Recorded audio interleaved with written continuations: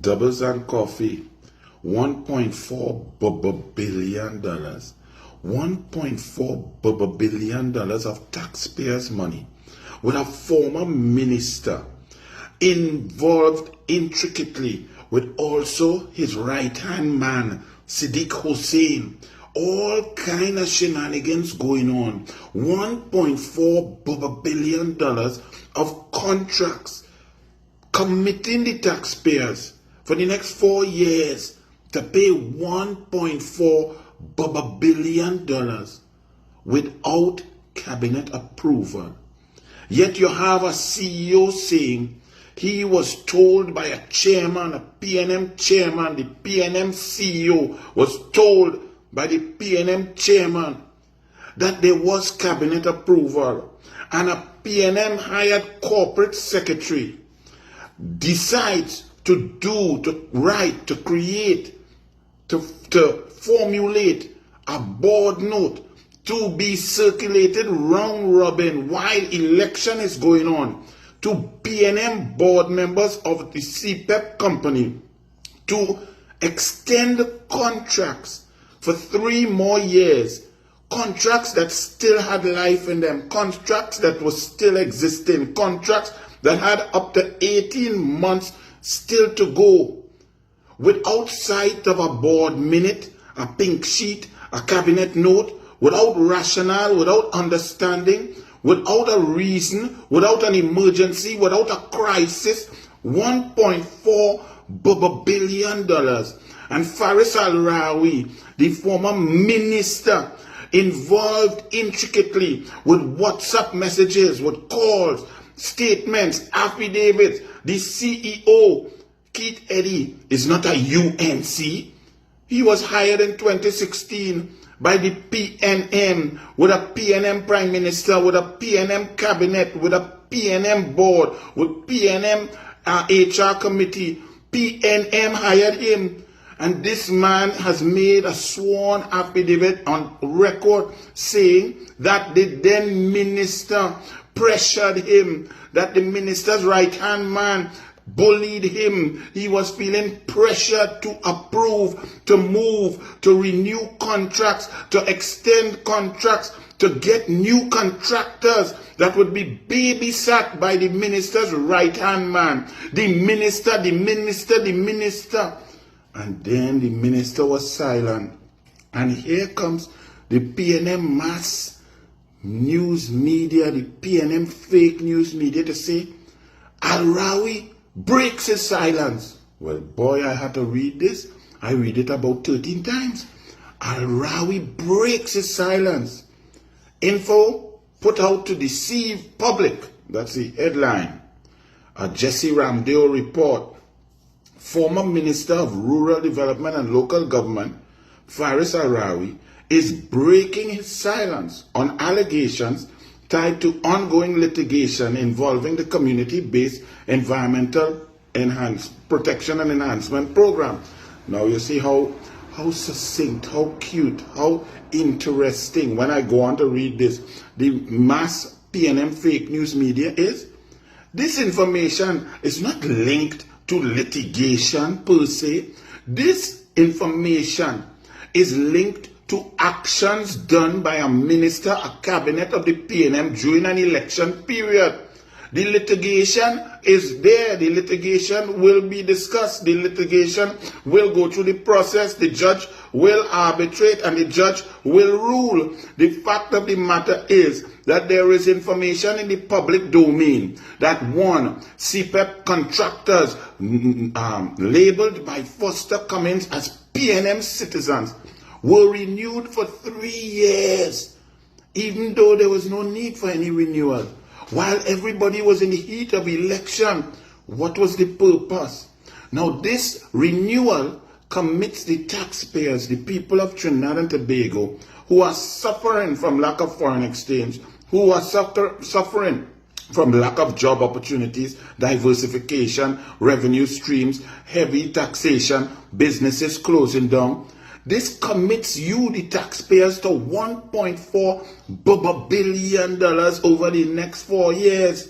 And this has to be done with cabinet approval by the Prime Minister. Where's Stuart Young? He's going around eating roti and chow, hugging up chow man all over the place. Was the cabinet aware of this? Or was Faris Rawi rogue?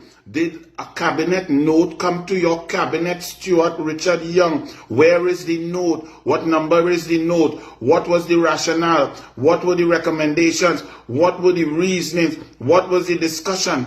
Did it go to F&GP? Was it approved? Did it come back the next week to be confirmed? Was that confirmed minute then sent to the Minister of Finance?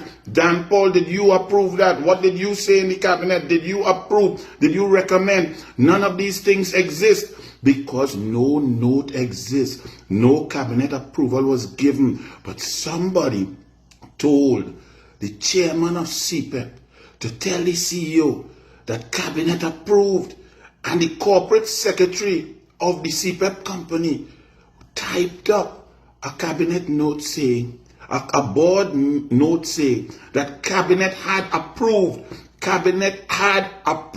the extension of contracts, the expenditure of $1.4 billion till 2029, that this board note is being done and the decision is asking, the board is being asked to make a decision based on a cabinet decision.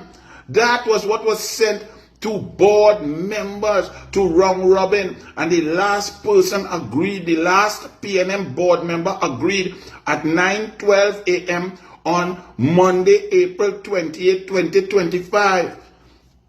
So it had nothing to do with no litigation.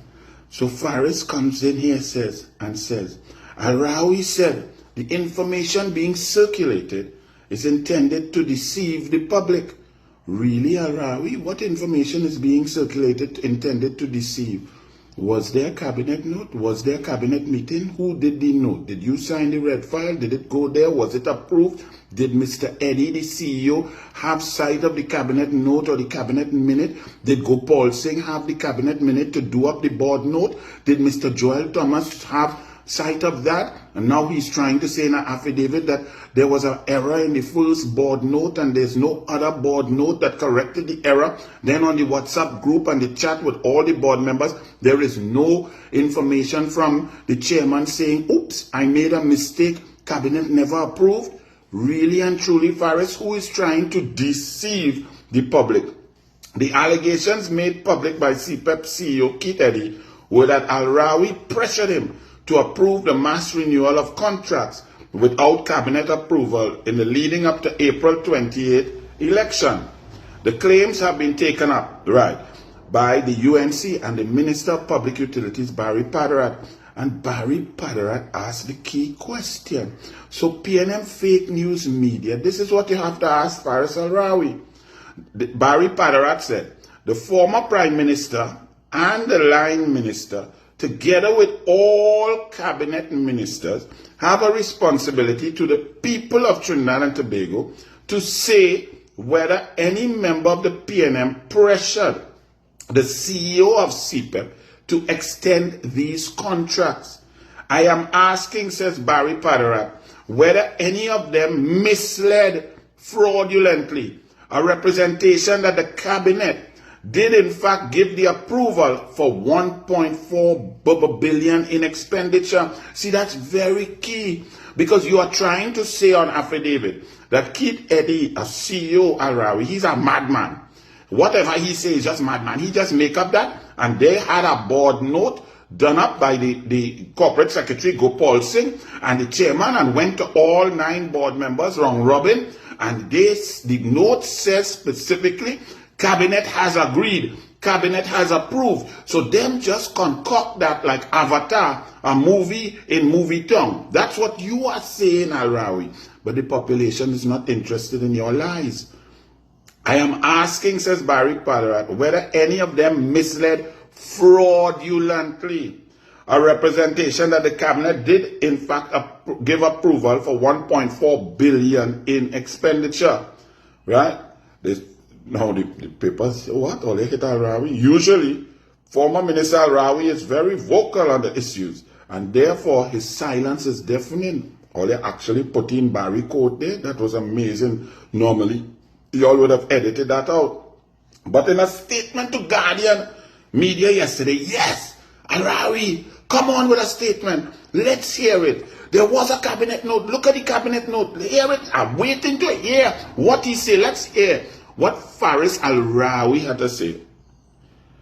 It is inappropriate, said Rawi, while the matter is being actively considered by the court, for persons to be releasing affidavit evidence untested by cross-examination and calling upon others to comment on such evidence. The determination of litigation, and he goes on to say, well, this litigation is about 11,000 workers. The workers are okay. The workers will be okay. The workers have Kamala. Kamala will get sustainable jobs for them. Kamala will create a position that everybody in Trinidad and Tobago could move on up. Workers, this issue is not about workers. This is about fraud. This is about illegal commitment of taxpayers' dollars. This is about lies. This is about a board taking a decision with wrong information. Where did that fraudulent false information come from? A board taking a decision to commit $1.4 billion of taxpayers' money without cabinet approval. Faris Rawi criticized what he called the public trading of specific allegations and suggested that the UNC's approach risk compromising the integrity of the legal process.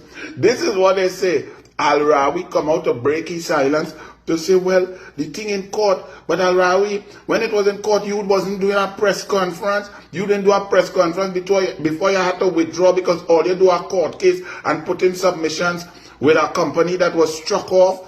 Rawi, give me a chance, And to the PNM fake news media, board members were given a board note that was fraudulent, that fraudulently stated that the cabinet had approved the extension of contracts to 2029, committing the taxpayers to $1.4 billion. How was that done? Who did that? The CEO of the CPEP company is not a UNC. He was hired in 2016 by a PNM cabinet, a PNM government, a PNM minister, a PNM board, PNM process. So when you see Rawi coming to talk about sub judice, so you have nothing to say, Rawi's fingers, his name, his WhatsApp messages, his instructions, his pressure, his right-hand man, Siddiq Hussain, all of that is all over this imbroglio. Rawi, with his arrogance, overstepped his boundaries. Ministers don't get involved in those things. So Rawi, you need to ask and answer these questions. Did you take a note to cabinet? When you're talking about deceive the public, are you deceiving the public now? Did you deceive the chairman of CPEP? Did Siddiq Hussain carry out your message and deceive? How did Ms. Gopal Singh, the corporate secretary, write and do up and concoct and create a note that fraudulently said cabinet had approved? How did that information reach to Keith Eddy, the CEO? How did it get approved by round robin on April 28, 2025? Was the cabinet note approved? Did you take one? Did Stuart Young, the then Prime Minister, know about it? Was he aware of it? What was the rationale for extending these contracts? What was the emergency? What was the need to commit the taxpayers to $1.4 billion? What was Keith Eddy asking? You're saying that the UNC is putting out information there. Keith Eddy is not a UNC. Those WhatsApp messages that he put as part of his affidavit from your cell number, is that your cell phone? Are you saying that you never had any contact with him? That those messages are fraudulent by Keith Eddy? Well, then you need to sue Keith Eddy for lying on you, for creating false witness, for producing false WhatsApp messages. Did you bring pressure on Keith Eddy, Joel Thomas, or anybody at CPEP in order to extend contracts? Did you inform the cabinet? Did you inform the former Minister of Finance, Vishnu Danpal? Did Penny Beckers know of anything? Why is this why you all lost the election? Because you were so busy, you knew you was going to lose, so you wanted to extend contracts? And is the CPEP board note that was circulated round robin to PNM CPEP board members, is that fraudulent? Answer those things, Faris. Don't tell me about sub judice. All right? Bless.